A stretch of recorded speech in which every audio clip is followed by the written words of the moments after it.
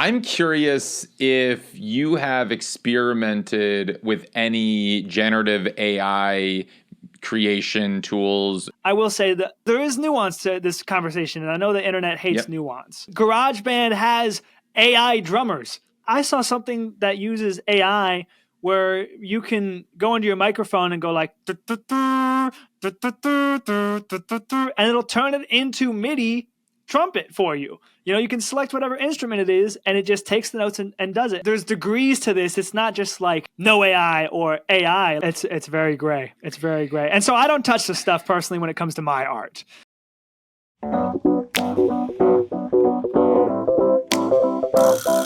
What's going on? Welcome to the New Music Business. I'm your host, Ari Herstand, author of How to Make It in the New Music Business, the book. Third edition is out now everywhere. All formats, hardcover, ebook, audiobook, however you like books, you can find the book. Today, my guest is Naethan Apollo. Baby, you're a loser. A loser. You'll get no company. No company. 'Cause you're a loser. A loser. You'll get no company. No company.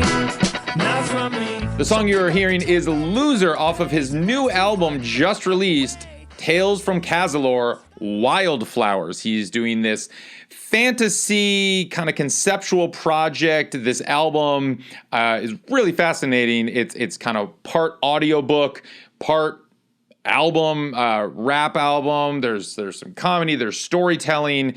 He takes inspiration from Dungeons and Dragons. It's really fascinating. It's really cool. I definitely encourage you to check it out. Naethan is a social media native. He grew up with social media. He's young, and we talk about kind of how he got his start and how he has grown to where he's at right now with 1.4 million followers on TikTok and hundreds of thousands of followers on Instagram. Almost 600,000 listeners on Spotify, millions and millions and millions and millions of streams, but most impressive are his diehard fans that he has. I mean, we talk about the stream to listener ratio later on, but his fans, all of his shows are sold out, and he has just kind of started touring, and his fans are die hard. They come dressed up. They know every word to every song, and there's a lot of words in these songs. It's very impressive. He really kind of built this all up, and we talk about this whole journey and process from the beginning, how he got started, and he talks about how since 2017 he's posted at least once a week without skipping a week, which is pretty wild. If you go to his socials, you'll see oftentimes multiple times a week, and he believes in the philosophy of more is more.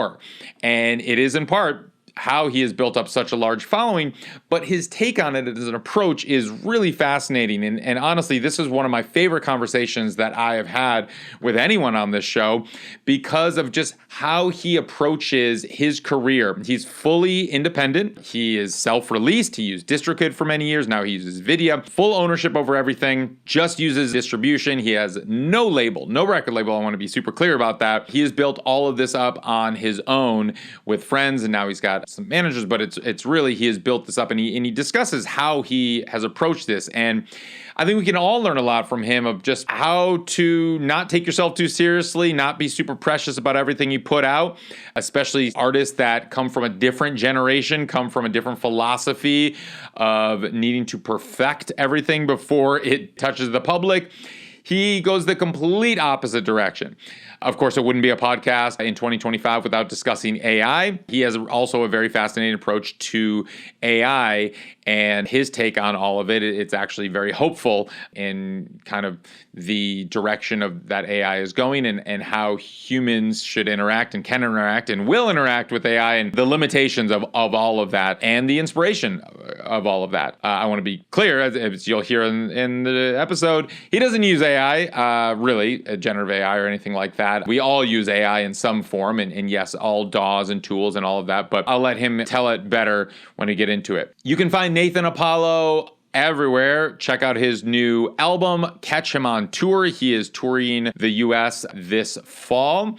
You can find all of us that make the show happen at Ari's Take on the socials. Find me at Ari Herstand on Instagram, but most importantly, pause this, Leave us a 5-star review on Spotify or Apple Podcasts. However you're listening to this, give us a thumbs up on YouTube. Hit the subscribe button. Hit the follow button.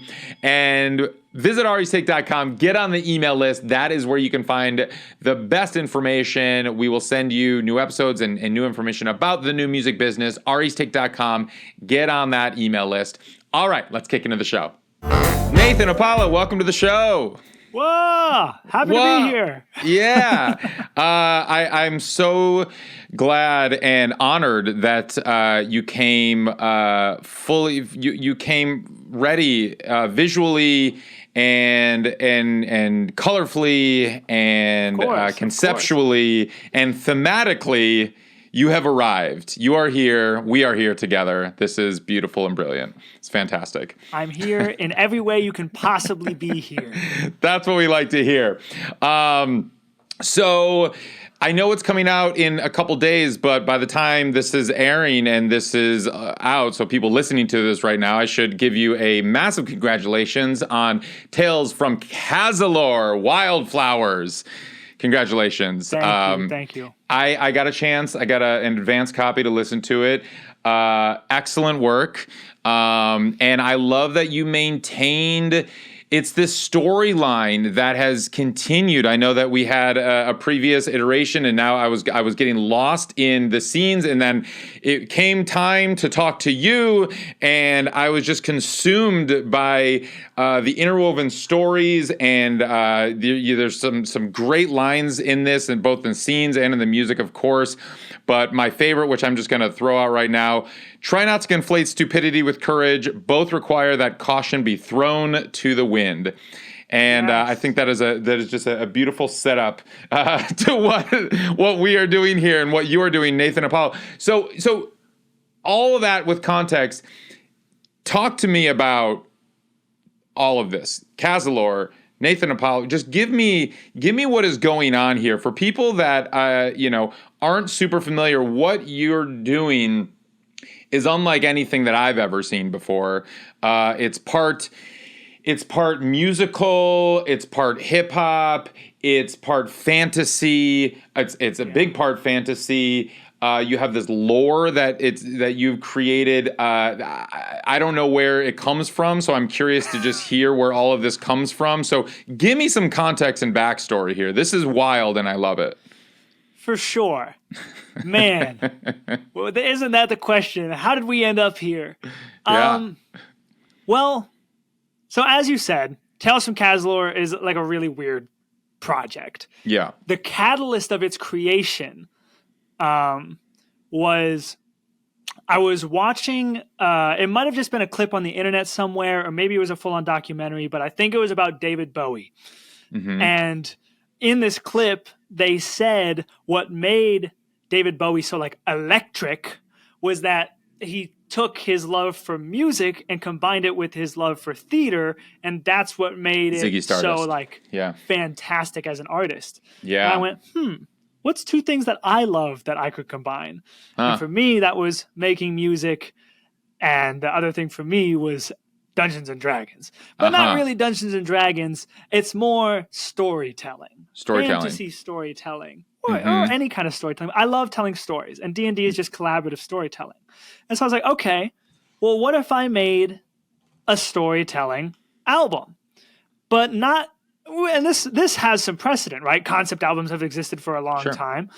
But a lot of the times, and this is not a diss at all, but a lot of the times concept albums, if they have skits, they're at the beginning or end of a song, very short, or they're just music, and then the artist says like, and this album is about a butterfly's journey through an apocalyptic landscape. And you're like, okay, I guess I can hear that in this like techno funk track that you've released. For me, I wanted to take it all the way. I wanted to have storytelling come to the forefront. And so that's where I came up with this whole alternating scenes and the songs are sort of about the scene that comes before them. Right. And you go through like that. And also I particularly like this idea because with streaming services, I feel like there's been like a death of the album. You know, like people don't really listen to things front to back anymore. They hit shuffle on your artist page or, you know, what have you. And like, I mean, there's still people to this day where I'll be like talking about the scenes with another fan, like on live or something, and some other fan will come in and be like, "Wait, there's scenes?" And I bash my head into the keyboard. Right. You know? Right. No, I appreciate you bringing that back. And I saw your TikTok ranting about how you've gotten some backlash from people listening to the album. They just want to hear the music, but then the scenes keep coming in there, and you're like, make a playlist, right? Because your top song. Because a lot of people do go to their streaming service of choice and just hit the play on the top songs or whatever, and it's the top tracks are your songs or the music from various releases. But listening to this, it felt like it's like an audiobook. I mean, I was like, but with music, and that's what's so fascinating. I mean, I've listened to my fair share of audiobooks over the years, and sometimes there's a little bit of music throughout. Mm-hmm. Nothing as extensive as like full songs. I mean, this is like a full audio musical. Which I appreciate it. Did you do? I'm assuming you probably grew up doing a bit of theater and musicals and stuff like that, or just I was a theater kid, yes. Yeah, but of course. If I'm being completely honest, I don't like most musicals. Okay. Like just the genre, really. Like Why? sing-songy type songs. Okay. Aren't really for me. I've been to one musical live, and it was the Green Day musical. Like when I was like 15. I think all Green Day fans might call that blasphemy, but no, props to them. It's great. So wait, why don't you like musicals? I'm curious. What about musicals doesn't really do it for you? I don't know. I've just been like, I can tell when something's well made, and I can appreciate it for being well made. But I am very particular about the kind of songs that I like, and they generally lean more like grungy and like have a lot more. I don't want to upset anybody who's a fan of a musical, but like you won't. It's okay. I'm a huge musical theater geek. but I mean, my vocal is very unique, and you either love it or you hate it, but it's got character. And there are certainly musical singers that are like that, but I'm just not a fan of I don't like pop music either. It's just musicals are very polished, and that is like an art form in and of itself. And I tend to lean towards unpolished things. Sure. And so like Tales from Casalor, I've been kind of struggling with what to call it, because some people were like, it's a musical. I'm like, is it? Or is it like a story with a soundtrack? Or is it like half audiobook, half album? Or like, what really is it? It's hard to put in a box. Well, now that you have some visualizers around it, I know you released a couple animated music videos alongside of it, which, is fascinating for your songs Go, Go, Go and Loser so far. And the style of this animation, it's almost... I mean, I'm not super well versed in animation styles, but it's kind of got, it's black, primarily black and white. It's got almost like the jolty kind of anime style where it's not super fluid. It's not super connected. It's definitely not like polished like we're used to seeing on kind of animated movies and all of that. Talk to me about what do you call it? No, please. Animatic. Animatic. Okay. Which is something that's created for like all professional like animes go through an animatic phase. Right. But then they get polished and cleaned up and colored and all that stuff. Right. I don't have $5 billion. And so we do animatics because we're really just trying to convey concepts and like bring these characters to life. Yeah. And so it's fascinating because I think, like how people read books and have their own visuals in their head of what these characters are in stories and all of that, or they might listen to audiobooks and similarly create the characters. As soon as you put out a visual for characters, I mean, I listened to the album first, and then I watched the videos, the animations, like, oh, whoa, that's different than what I was expecting of what these characters were going to look like or how they were going to move and interact and all of that. Tell me about the process of putting this animatic together, and is this always what they look like to you when you're creating these characters? Well, first off, I worked with a fantastic team. Lonely Bros Animation is an indie studio that decided to take on the project. Cool. And then they put together fantastic character designers and storyboard artists and cleanup people to do it. One of them being a good friend of mine, Katrin Snodgrass, who does cleanups for Invincible, the show Invincible. And so just so much talent on the team, small budget, and the process to like coming up with this. Did I always picture it like this? I mean, I had like broad ideas of what I pictured everything to look like. And it was in the process of animating it where we really had to like get down to it. Like it's the little things like that you never think of. Like, for example, not to get too into it, I'll give like a brief example. Like the Masmus Training Academy is a place in this world where knights go to become knights. I had never bolted down in my mind what exactly it looks like. I had like locations. I'm like, well, there's probably classrooms and there's probably a training yard and it's in the mountains. And I know that much. But then when it comes to animating it, they're like, no, we need to know the layout of these grounds because we're going to be running all over it. So we need to know, in order to like plan this, we need to know everything. And so creating the animated videos not only is a cool way to show off the world for the listeners, but it also helped build the world itself. Okay, which was super cool. Yeah. So tell me about building this world. I mean, it is such a vast world and storyline with characters. And how did you conceive of this and come up with this, and how has it evolved and then turned into Wildflowers? Man, well, step one, you do have to be a little delusional. Okay. You do. I think every artist has to be a lot of delusional, but yes, okay. Yes, I was sugarcoating it. You do have to be quite delusional. But no, well, I've always been fascinated with like giants, which are a very thematic thing in this world is giants. Giant anything like blue whales and like giant creatures in our world, giant whatever. I love it. I'm just I'm at awe with it. And so I knew I wanted to do something with that. But I also loved fantasy. I also loved, like Attack on Titan, stuff like that. Like they're fighting titans, very similar. I was like, okay, well, what if like it was more fantasy though? What if it was like knights and swords and politics? And these giants aren't just like mindless giants that eat people. They're like, no, they have their own nations and they have their own sort of like cultures and everything. And this kind of process is really nothing new to me because I love Dungeons and Dragons. I've created tons of worlds. So creating the world was pretty second nature to me. I just felt like I was creating a setting for, a D&D campaign. And then did you start? When did the music come into play? Was that after you created the story in the world? Like, okay, a song should go here, a song should go here. This is going to be about the character, or did you have the songs first and then you kind of worked them in as like, yeah, thematically this relates to this story that I'm telling?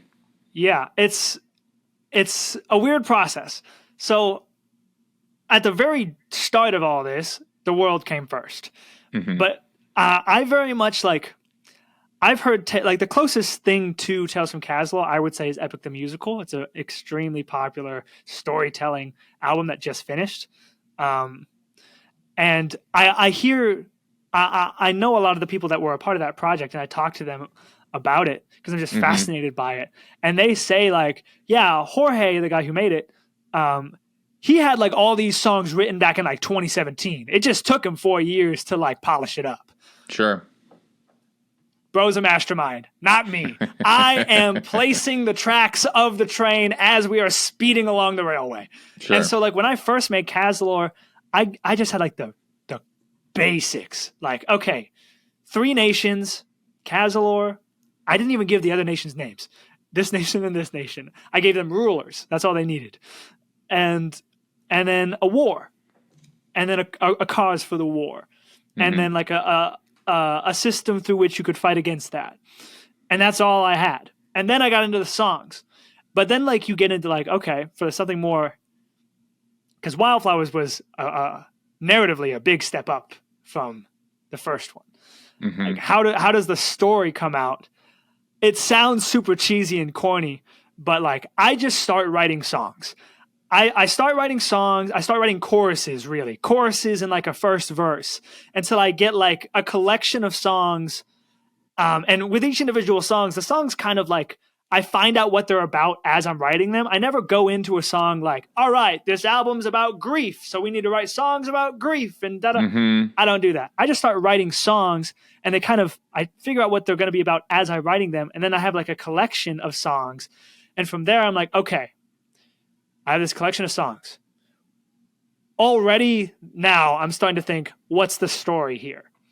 What's this album going to be about? And I'll theorize with that a little bit as I write more songs.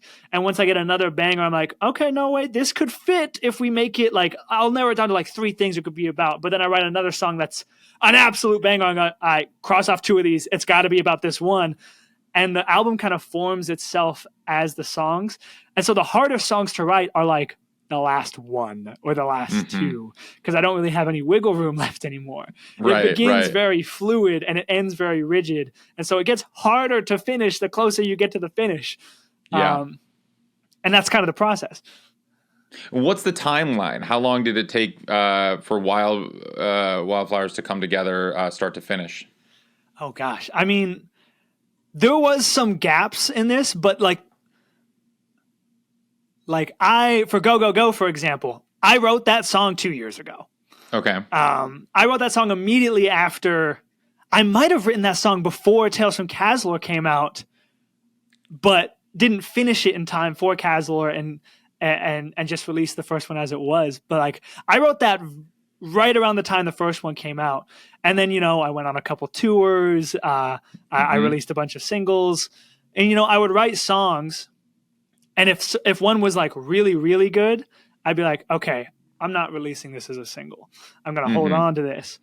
Or if one was really good, but was obviously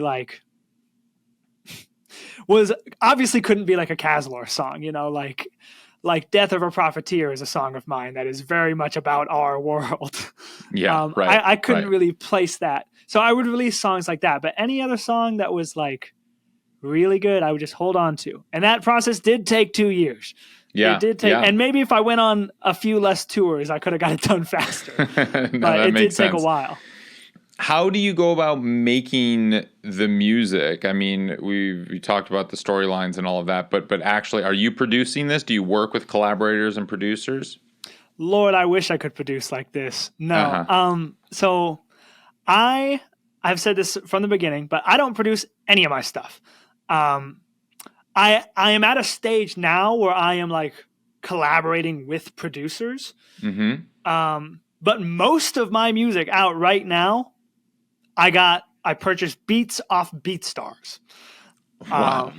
And so, and you find those, you can search through BeatStars. I prefer to do it the other way, which is insert artist name here, type beat on YouTube. And then you just start slogging through it all. And I will do that for hours and hours and hours and hours and hours till I find little nuggets of gold. And that's what 90% of my music has been made with, is collaborating with all different kinds of producers from all over the world who are just like me, throwing their stuff out on the internet and hoping somebody takes notice. That's so interesting. So how does that work, like logistically? So you're searching through YouTube or BeatStars or something. You find a production, you find a beat, an instrumental that you resonate with. And then, I mean, for someone that's never used these platforms, I mean, like logistically, what happens? You like, they have like you pay them for the right to use it. It's like commercial use, like exclusive. Is it exclusive? I mean, are there like 50 other artists out there with the exact same instrumental production that you have that we could search around and find it? Or how does this all work? Yeah, so it is needlessly complex, and I'm certainly not an expert. But typically when you find a beat you like, let's say, and you're ready to purchase it, they would have like a link in their description if you're finding it on YouTube, or you would go to their BeatStars or whatever. And they would have like levels of different licenses you can get. There's like a basic, a premium, and an unlimited.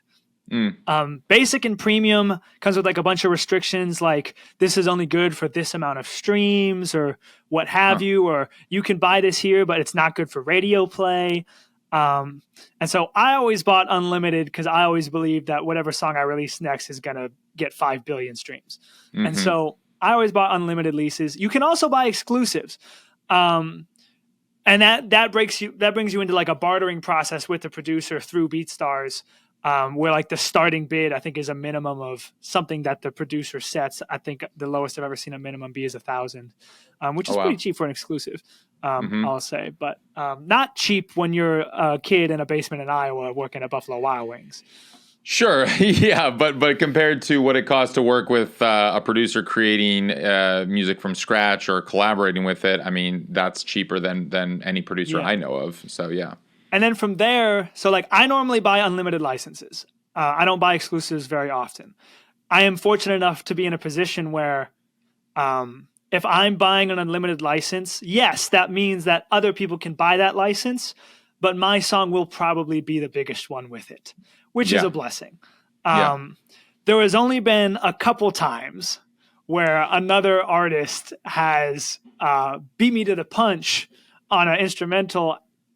There was this one in particular, this artist named Aim Vision, who released a song, I think it was called Superhero, who went viral with it like 2 months before I released You're Not Welcome, the biggest song off Tales from Casalor. Sure. And it became like a whole, like I announced the song and he stitched me and like was like, this sounds familiar. And then that was all he did. But of course, then his fans were like, thief, crook. Nobody knows how beat licensing works. I was getting attacked. And, you know, it ended up good. Like, we're homies now. And it's all fine and dandy. My song did end up the one on top. I'm not going to brag. So how does it work though when it comes to, I mean, you know, we are going to get into the weeds a little bit now because we are on the New Music Business podcast, but how does it work when it comes to royalties and registration and publishing? Because like for people that don't know, publishing is songwriting, is who wrote the song. So for all of these, theoretically, your co-writers on this, you're the writer because you wrote the lyrics, and then your co-writer on this is the producer who wrote the music, theoretically. Are you doing a buyout where you then kind of own the publishing completely, or because it's unlimited and not exclusive that you're sharing it, and then when you register your publishing with either your publishing company or your PRO or whatever, like you have to say, oh, it's just 50%, I just have 50% because the producer has 50%, or how does that all work? Yeah, well, it's confusing even to me. What I do know is with like the licenses on BeatStars, right? Almost all of them, or sorry, not almost all of them. All of them come with a contract that you also can download, and you should download those, and you should look through those. Because they say all that stuff. Right. And it's all in there, and it's hard to read. But if you just Command F for a percentage sign, you'll find the stuff you're looking for. Got it. And most of it is like 50-50 on publishing, but then there's also like the mechanical royalties, which is really like the meat and potatoes of it all for a guy like me who like profits off streaming. The master royalties, right? The master royalties, right? That you can split that. And do some of them ask for some of those master royalties, like from streaming? They want to share in some of your streaming revenue, those master royalties. Very rarely have I seen that. Yeah, it was actually only recently where I saw somebody ask for like on a license ask for like 10%. And then there was also one I saw where it was like, you get everything up to like 15 million streams, and then it's like 70-30 or something like that, which was something I'd never seen before. So all of them are like slightly different. But I mean, if it really comes down to it, and like one of these songs like blows up, I mean, what would realistically happen is like, you'd get an entertainment lawyer and you would work something out with the producer to figure out like something that's happy for everyone, whether it's a buyout or what have you. Because I have a hunch based on the many beats that I've bought that most of these producers don't even know what's in their own contracts that they are selling the beats for. And I mean, famously, you know, Lil Nas X for Old Town Road bought that beat off of YouTube, off of one, like I think it was like a 17-year-old kid from somewhere, small country in Europe that bought this beat, for cheap. And yeah, the song Old Town Road became the biggest hit of the year. And right, he just bought the beat. But there were a lot of legal implications with that. Like apparently the producer sampled a Nine Inch Nails song and nobody realized that, or the producer probably realized that, but didn't know that you couldn't do that. Dude, that's not legal. Right. Samples scare me so bad. And you got to be careful with this. Yeah, you got to be careful because like a lot of these beats, anytime I hear like some old timey like soul vocals in the background, I'm like, give me the next beat. I'm not messing with this. Right. I'm curious if you have experimented with any generative AI creation tools, AI music or anything like that. I mean, as someone who buys beats, there are tools now where you can create music on some of these generative AI platforms. It's let's call it ethically dubious, but still it is possible. I'm just curious where you land on that since we do have the tools now to do that. Yeah, I mean, I certainly keep an eye on it, but in terms of using it myself, I am pretty firmly against. Yeah. You hear things like Timbaland coming out with an AI, signing an AI artist and calling it like A-pop or something. And it's like, dude, you're already, no, I won't get too into it, but I generally think that the arts belong to artists.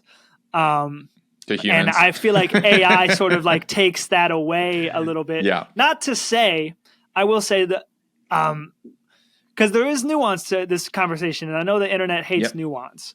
Yeah. But like there are certain, GarageBand has AI drummers. You know what I mean? There are drum loops that you can use, right? There's degrees to this. It's not just like no AI or AI. There's tons of tools. Like I saw something that uses AI where you can go into your microphone and go like, and it'll turn it into MIDI trumpet for you. You can select whatever instrument it is, and it just takes the notes and does it. And like, it uses AI to do that, but I consider that a much more like I'm still coming up with the melodies. I'm still selecting what instrument. And so there's like degrees to it, but I don't use, and I don't really fuck with, I don't know if I can swear. Yeah, you can. I don't really fuck with people who really lean into the AI generative stuff. I think there are certainly some tools that could help artists make art. Like if you can't afford a choir, but you can sing and you want your voice to sound like a choir, but even then you could, it's very gray. It's very gray. And so I don't touch the stuff personally when it comes to my art, just because we're in like this, we're up in the air and we still got to see where we land with it all. Right. Yeah, no, and you're right. I mean, it is a very gray, and there's a large spectrum here. On one end of the spectrum is like, using Suno or Udi or whatever, typing a couple keywords, hitting refresh, and boom, you have a 4-minute full production. Right. That's on one end. And then the other end of the spectrum is you have like Melodyne to help tune vocals that we've been using for 20 years, which is one could call, AI at its like most primitive form, but it's all, and then everywhere in between, like the mouth trumpet, which is another form of that, which is like we've had MIDI and instruments and you play that and then it turns into trumpet, and like it's been this long history of sound replacements and sampling, and like you hit a snare drum and you don't like the sound of that snare drum, well, we have 30 other snare drums that we can just sound replace with what you have. And we've had that now, for decades almost. And so, and string sections, there are sample libraries that you can literally just download this and you have a full Philharmonic orchestra that are actual humans that played every note. And then you can select the notes and how hard and,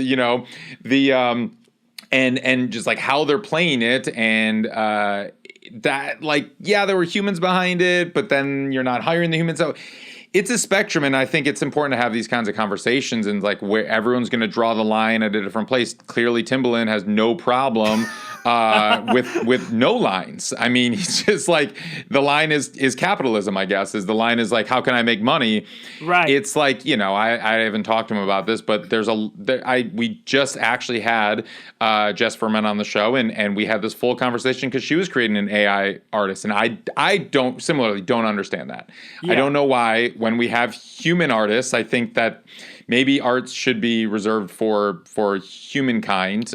Maybe we shouldn't give that away to the robots. Yeah. I certainly believe that with my entire being. Yeah. But at the same time, like, I'm also not like a doomer. I hate doomers. Yeah. Oh my! And you see it everywhere. But with AI in particular, like some people think AI is like the Antichrist, and it's a tale of the end times, and and I'm like, dude, we're gonna be fine. It's gonna be just like when the internet first came about. In the beginning, there was very little regulations, and I saw, beheading videos at the age of 12. But now, it's heavily regulated, and we figured it out. The same thing's going to happen with AI. We're going to figure out where its place is. I do, in my heart, believe that generative AI content will follow the same path as like that 3D printers kind of did, where when 3D printers came around, everyone's going to be like, now you can make anything and then create product and sell it. And now the only thing that gets sold from 3D printers is like shitty knickknacks. You know what I mean? Right. Aside from like the very few people who are doing impressive stuff with 3D printing, like if you've ever been to any convention, you've seen just 3D printed slop. I think you're going to get the same thing with AI, where there's going to be like a few people who are doing like revolutionary ethical stuff with it. And then most people just making slop that most people don't care about.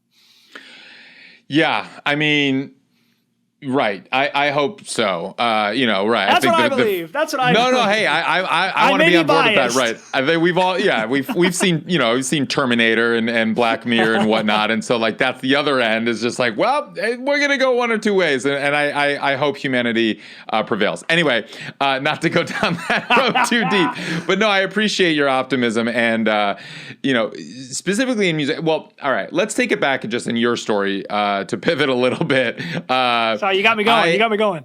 Yeah, no. And I appreciate that because these are important conversations that we need to be having, especially in the music industry right now. And I'm just curious how everyone is approaching this since the tools are out there right now, and it's just like everyone is using AI tools in different ways and we all use them. You can't avoid them at this point, but it's just like, where's that line? But there is one last thing I'll say on AI. Yes, please. If we're moving on, which I do think that it will actually potentially bring a sort of renaissance in human creativity, because AI can only recreate. It cannot create from scratch. And so I think we will see more sort of like really big creative swings in every single art form, creating stuff that's never been seen before, in an effort to be authentically human. And I think that's going to be fantastic. I love that. I'm excited for that. Creative big swings. That's a nice segue because you've always been taking creative big swings. Hey, but like, I'm curious how you got started with music because, you have your world is so deep right now. The Naethan Apollo world is so vast. It is something that, I'm assuming you didn't just come up with this one day and then it was all storyboarded and mapped out and the whole lore was there. I'm curious about this journey, and I was trying to go back as far as I could on your like socials to just see like, all right, where did this all begin? But you came out in a time where we are in a very advanced social media stage. You are, part of this, like, you're a native social media generation. You're part of this world where you grew up with the internet. I mean, it's just, and so, like, I was anticipating possibly, the Naethan Apollo project could have been all lore, and there was no like real person behind it, like Naethan the person. But you didn't really go that route. Like you're fairly open in your full authentic human self, quirks and all, and even like addressing, you know, just things in your past, like all of that. So I'm just curious, like how it all began and how that has evolved with the music, with the persona, with the business around it, but really just like, how did you approach putting it all out there in the beginning, and then how did we get to today? Wow. Well, in the beginning of time, I mean, I grew up with YouTube, right? And so that kind of sparked a light for, I think, me and millions of other people in my generation to be like, I want to do something like that. You know, I want to... I don't know if we were calling them creators back then, but we certainly you name dropped Hank Green in one of your yes, well, I don't know if it was a song, but yes, on one of your TikToks I saw that. Yeah, right. OG. You know, so we all grew up watching YouTube, or at least a lot of us did. Sure. And so from an early age, I loved making like videos. I would make videos with my friends, like war videos where we're shooting with Nerf guns and, you know, all that kind of stuff. So I was a little freak that loved making videos, which I didn't know was going to be a skill that was so necessary to being a musician, you know? Right. I loved making videos. I loved making people laugh. And so with the rise of social media, when I was, you know, in high school, really is when I think stuff really kicked off in like mid 2010s is where stuff really kicked off. Like I remember making my Instagram account in middle school and then making my Snapchat account. And then you get more recent stuff like TikTok and whatnot. We'll get to that in a second. But like even like Vine and stuff, like, oh yeah, I was always tapped in on that stuff. Like before do it for the gram, it was do it for the story. Do it for the Vine, yeah, right. And do it for the Vine, and do it like do it for I the was Vine, doing. The OG, yeah. Right. I was doing all of it. Like I was trying to make my friends laugh on my Snapchat story. I was trying to make fun or interesting posts on my Instagram page. I was, you know, I tried out Vine. It didn't work very well because my phone was terrible. But you know, I was always tapped in. And then I started making music, and I wish I could say my intro to music was like mystical or magical and something, but it really wasn't. I got into music like most white boys do, with Eminem. And so I started working out in high school, and they always played hip hop in the gym. And I was like, this is gas. Let me add it to my playlist. And truly the through line for me was I really enjoyed fast rap, like Eminem, Tech Nine, you know, Joyner Lucas, the rippity rap. Like I was watching syllable per second breakdowns, fastest you know, I was into it, and I loved learning them, particularly because I had a speech impediment. And not only was it very fun and satisfying to learn, but I had realized that learning them was helping my speech impediment. I was learning to pronounce stuff better because I was trying to rap these crazy fast verses. I'm going to send this to a speech therapist. I think they all need it, right? This needs to be part of it, yeah. And then it literally went from there to, I wonder if I could write my own. And then so I started off writing my own fast raps, and then I just started writing raps. And then I got this bug, like I love puzzles, and I see every song as like a puzzle, and like you have this many like beats or syllables to say this thing, and it has to rhyme, and it has to flow, and it has to feel good. And some of them are really hard to figure out, but when you do figure it out, it's like so much dopamine. It just feels so good. And so really what I'm saying is I'm a drug addict, and I chase the dopamine, and music was the fastest and funnest route for me to do that through. And then of course, you know, when it came to promoting on social media is just like a rebranded casino. And if I chase the dopamine, getting a viral video is just like, you know, hitting the slots. And so I told you I wish it was beautiful. It's not. I just like seeing numbers go up and I love it. And writing very like aesthetically or lyrically pleasing sort of songs that make you bop your head. Or it really wasn't until I was writing music for like 4 or 5 years that I started to like, how do I say this? I was always writing about things, but for like my first like 3 years, I was just like mimicking other stuff that I heard that wasn't like true to me. It took me like a long time before I was like, okay, I know that I'm good at this music stuff now. Yeah. Let me try to like articulate more complex things and maybe stuff that I've actually been through and all that stuff, and actually try to connect with people on an art level. Were you during this whole period putting out all of these experimentations on your social media? Yeah, I have a very fun stat for you. I started writing music in 2016.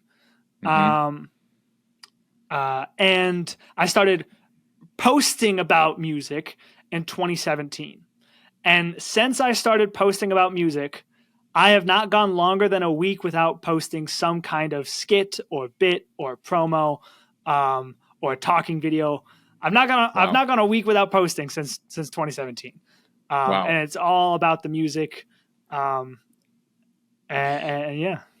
So people that have been following you since then, they have seen, I mean, it's like you're practicing in real time. I mean, we're seeing you grow up in real time. I mean, seeing there's just like you learn and get better.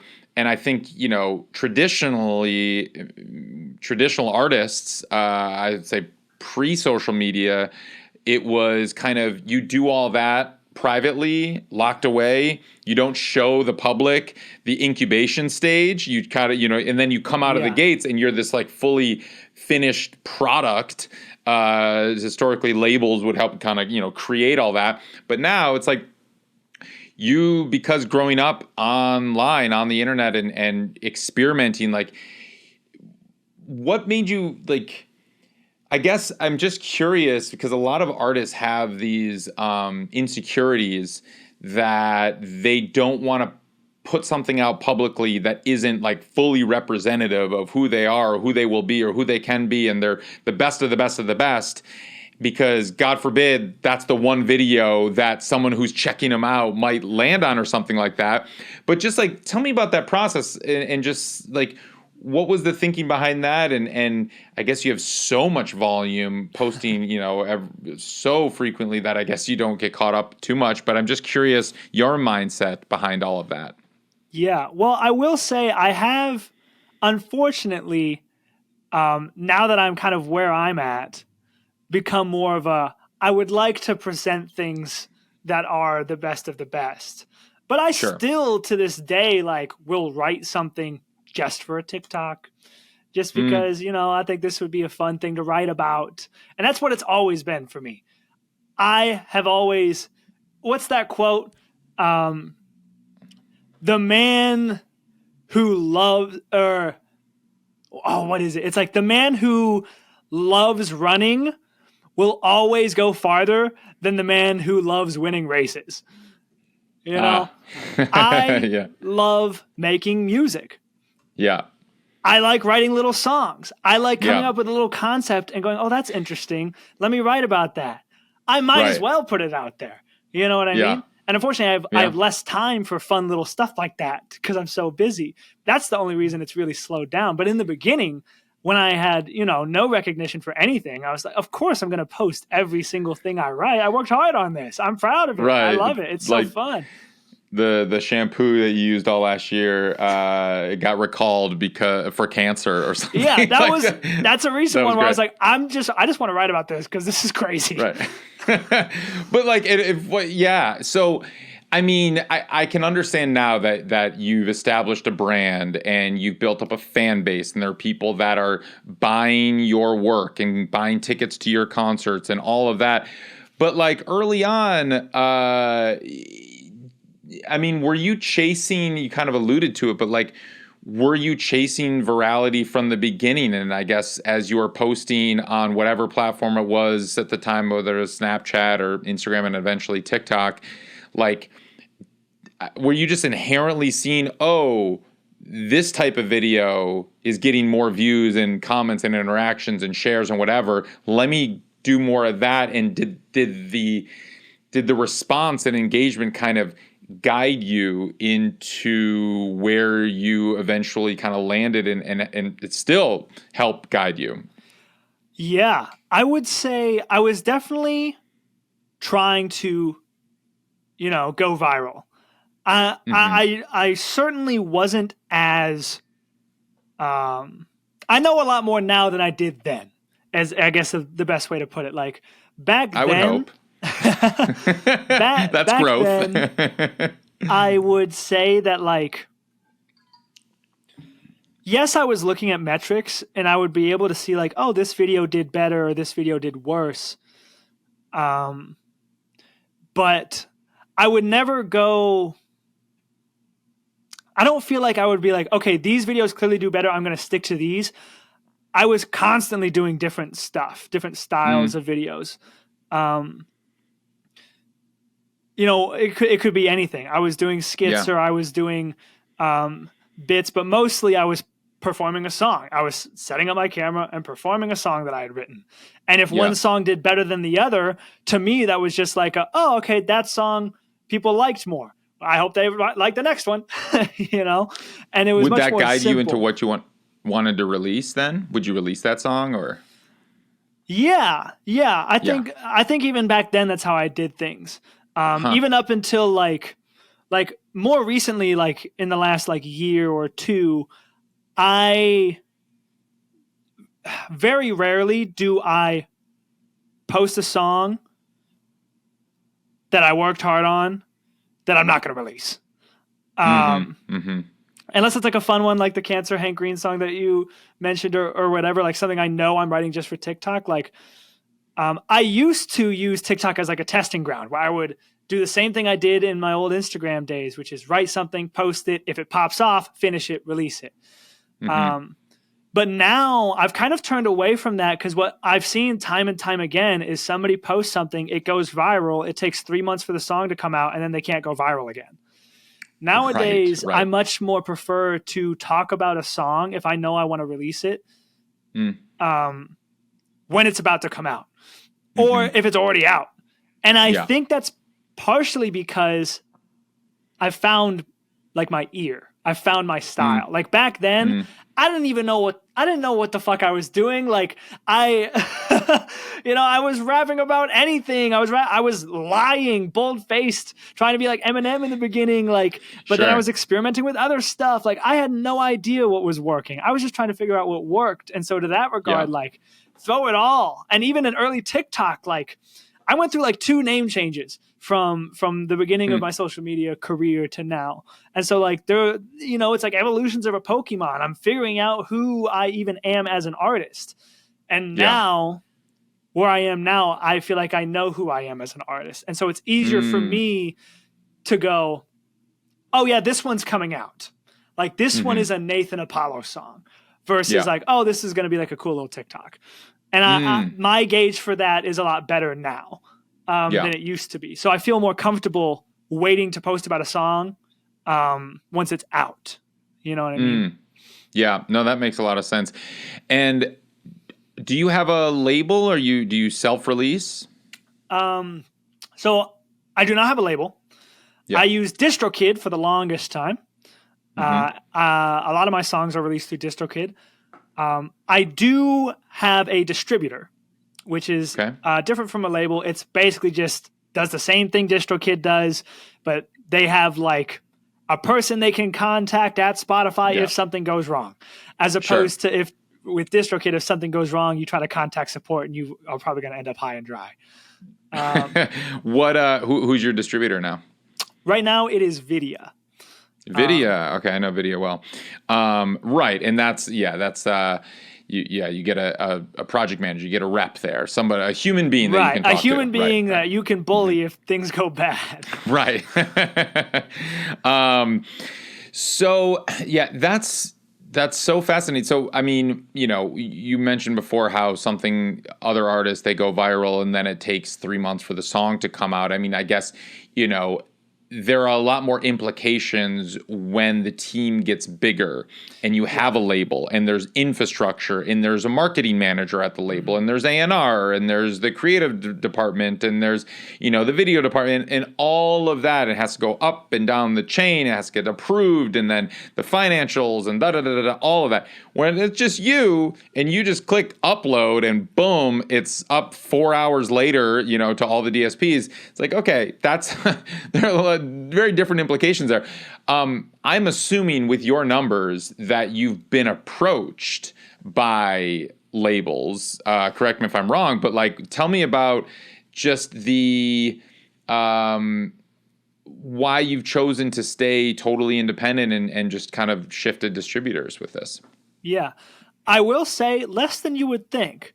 Okay. I've met with, I think, 2, serious, sometimes people, of course, I've been reached out by indie labels. We're like, we're starting up a label based in LA. Yeah. And I'm like, I'm not, right. Good luck to you. Right.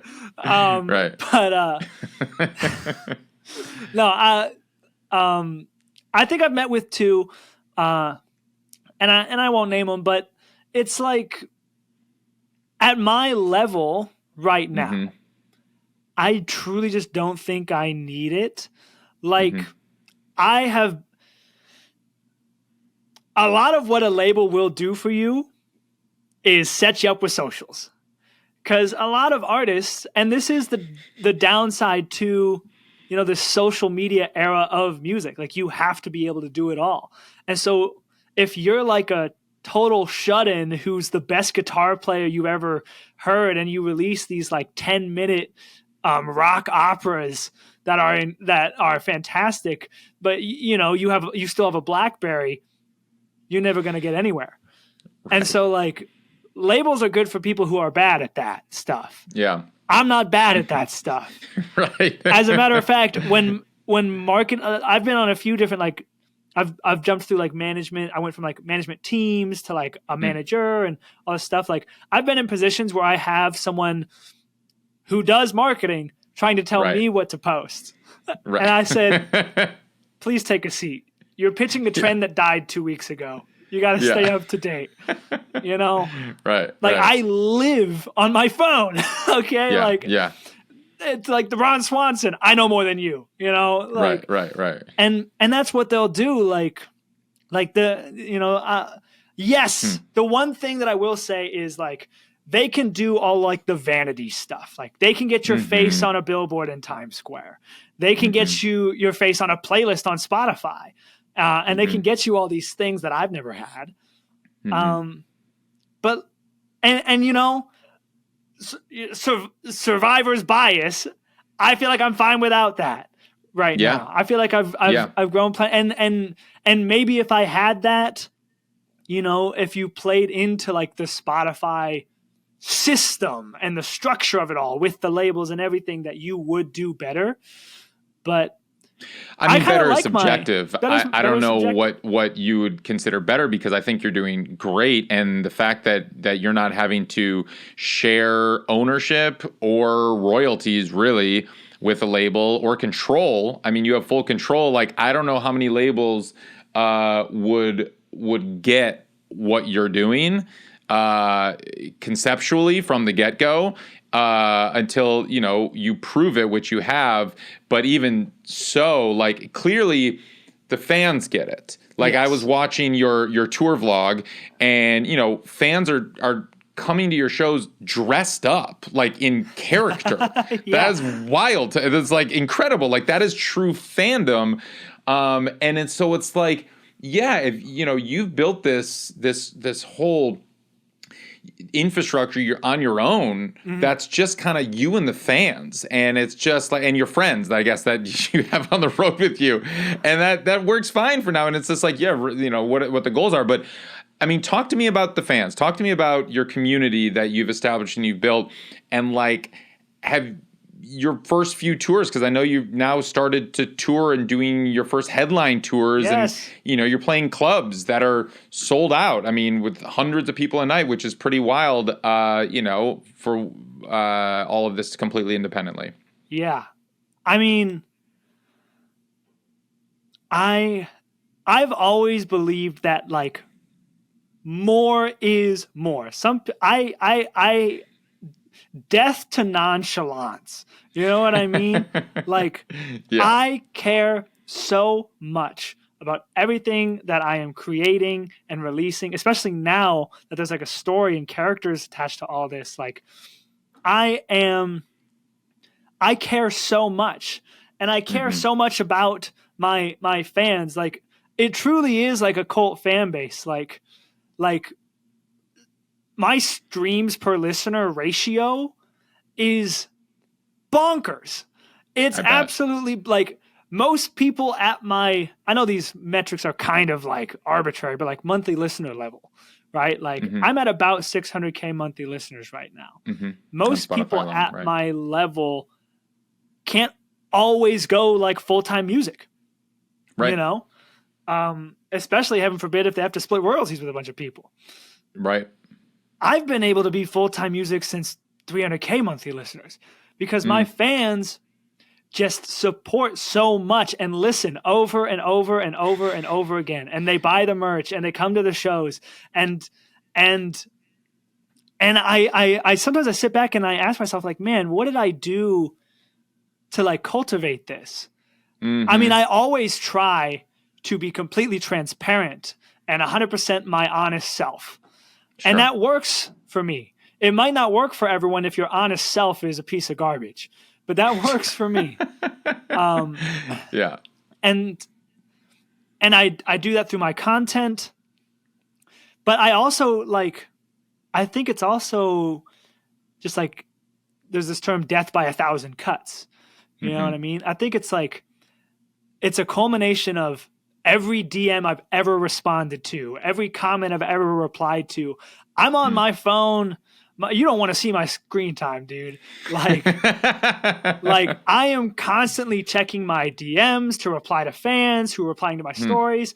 I go through, if you post me or my song or anything and you tag me on your story, I go through every night and I go through and I like every single story. I don't just watch it. I click the like button on your story so I saw it.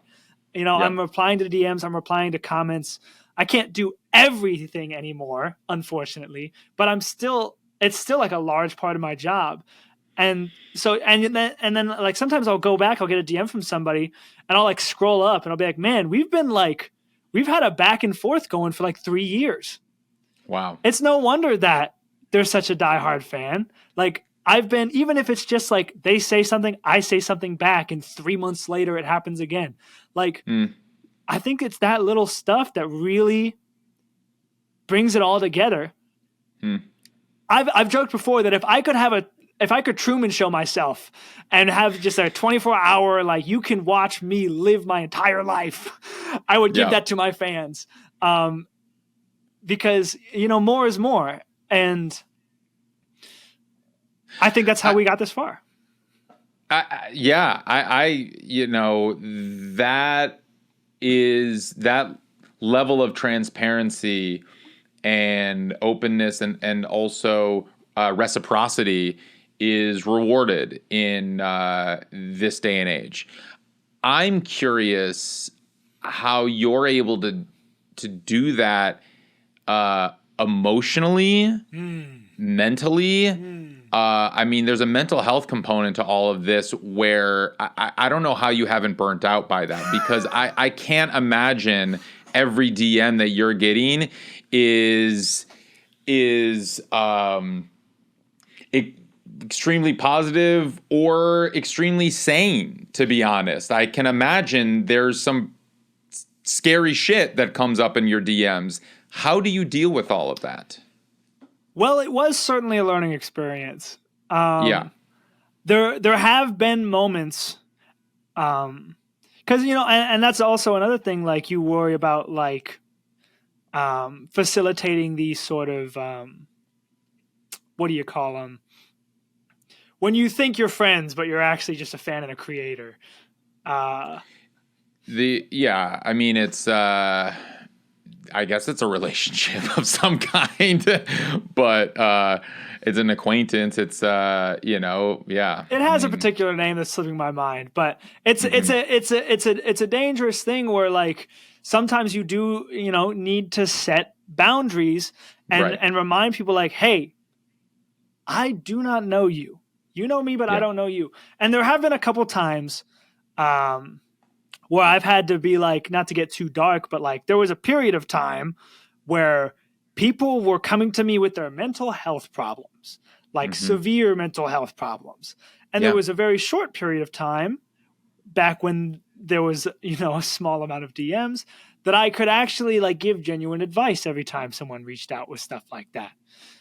But when it became like a new one every day or something, like somebody reaching out to me and, unloading onto me like, hey, you convince me right now why I shouldn't call it quits. That's too much. That's too much. And at that point, it's, it's full transparency. I post on my story or I make a post and I say, hey, I know this isn't going to apply to most of you, but some of you out there have been doing this thing and we can't do that anymore. And you just tell it how it is. I've always tried to tell it how it is.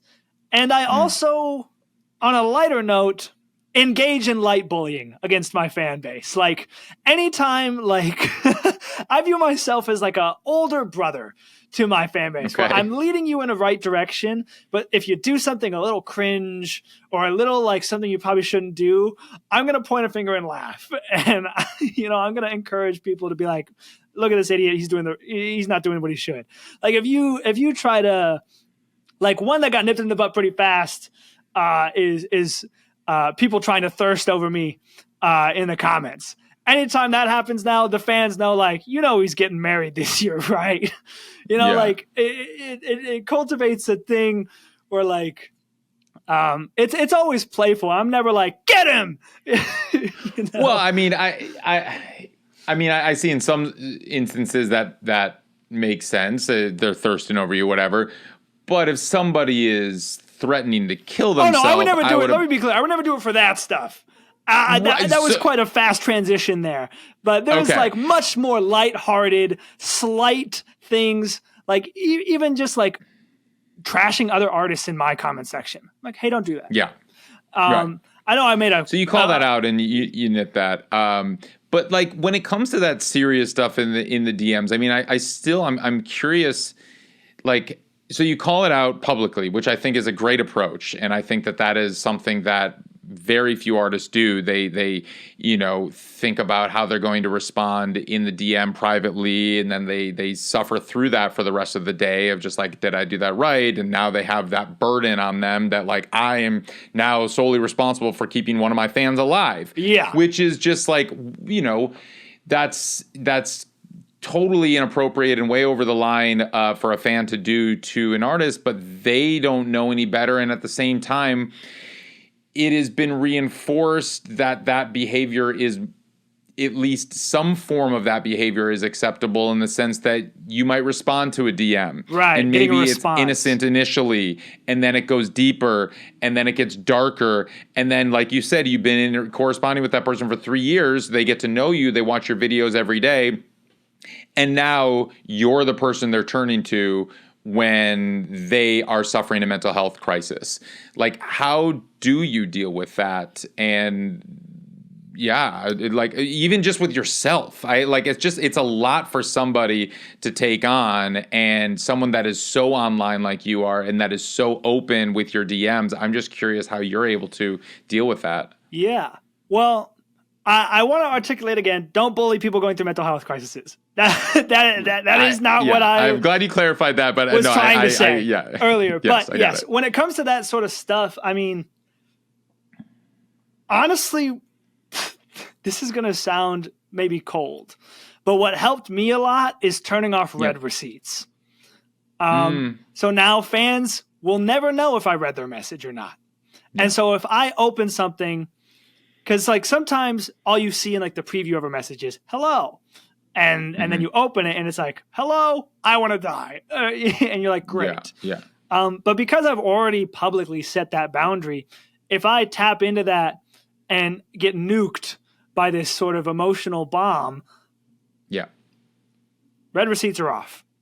Mm-hmm. I just go about my, like, you gotta draw a line somewhere. Like, this is not my job. I am not a mental health professional. Right. You have to draw the line. Yeah. Yeah. And that's good. Yeah. That's how and it does sound a little cold, but you can't help everyone. Right. I have done my part by giving you the music. And a lot of people do DM me that as well. It's like, yo, your music got me through like the darkest times of my life. And my favorite thing to say to those people is, no, you got yourself through the darkest time of your life. I was just the soundtrack. But I'm happy I could help you in that way. And that is my offering to you. I love that. So transitioning to wrap this, you have this new album. You're going on tour. What is kind of this next year looking like for you? And I mean, is touring? How is your touring going to start to evolve over this next cycle? I suppose. Well, we're doing this tour in September. First, like full length tour. Like the tours we've done before were like sort of roadie style, weekend warrior tours. This one is like, no, we're going to be on the road for a month proper. Yeah. And we're leveling up a lot of things. You know, I'm getting in-ears set up. Nice. And like a proper playback rig. Like these last tours, we've been hitting spacebar on MP3s on a laptop side stage. Right. And, you know, I would have this problem where my fans are so loud that I can't hear the monitors.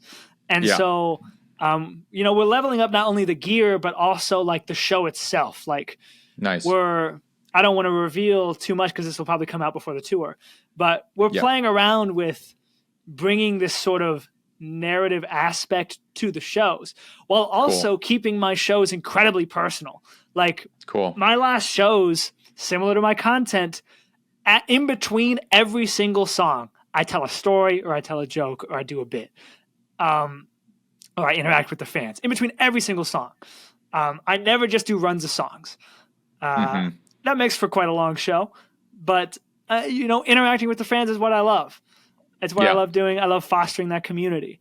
And so we're still going to keep that part of it, but also incorporate some more sort of, I don't know, we're playing around with things. It's going to be a level up for sure. And in terms of like the rest of the year in general, my goal for Tales from Casalor as a whole, for me, the albums are just the beginning. I want an animated show, or an animated movie. I have, you know, meetings lined up with certain places and pitches to give. Please give me $5 billion to make the best story ever told. And so that's where I'm at. And just, you know, promoting the album. I mean, this, along with being a fantastic story and an incredible level up from the original was truly, it's a concept album, but it was truly just a concept. Now that I know what Tales from Casalor can be, Wildflowers just upgrades it in every single way. And so promoting that with my entire being is what's on the ticket for me. And getting married. That's great. I'm getting married in October. And you're getting married. Hey, congratulations. That's huge. Yeah. Biggest of all. Biggest of all. Of course, the love of my life, my muse, the catalyst of my entire music career. I blew up off love songs. Of course. Shout Naturally. out my fiance. Goes without saying. Love it. Right. Of course. Well, Naethan, thank you so much for taking the time and being so open and going everywhere that I yanked you to go in this conversation. I appreciate you going there with me. I have one final question that I ask everyone who comes on the show, and that is, what does it mean to you to make it in the new music business? Oh, man. I mean, what doesn't it mean, dude? Like, I grew up in small town Iowa. I mean, I feel like I have tricked everybody into thinking I'm some sort of artistic genius, and it's only a matter of time before they figure out that I'm just a kid from Iowa telling nerdy little stories. I mean, no, it's everything I've ever wanted. It's a blessing and an honor and a privilege to have this sort of platform and this community. And I want to try and use it for good, you know? Mm-hmm. My songs, if you are unfamiliar and you're listening to this and you made it this far, I love you. My songs are never negative. They're always positive in some way. And you know, I strive to do. I think music can save the world, man. I think art's important. I don't care if that's a hippy dippy thing to say. Like, we're planning on doing like a Naethan Apollo show late November where we do a toy drive. And that's how you get into the show is you have to bring a toy to donate for kids who don't have toys. You know, there's so many things you can do once you have like community and like a platform. And I intend to do that to the fullest extent and make my time here a good one. I, in my mind, have already made it. My goalpost was, if I can stop singing and the crowd keeps singing, I know I've made it. I hit that like 2 years ago. So now I'm just running. I'm just running to see how far I can go. And wherever I end up, I'll be happy. Naethan Apollo, thanks so much. It was great. Thank you.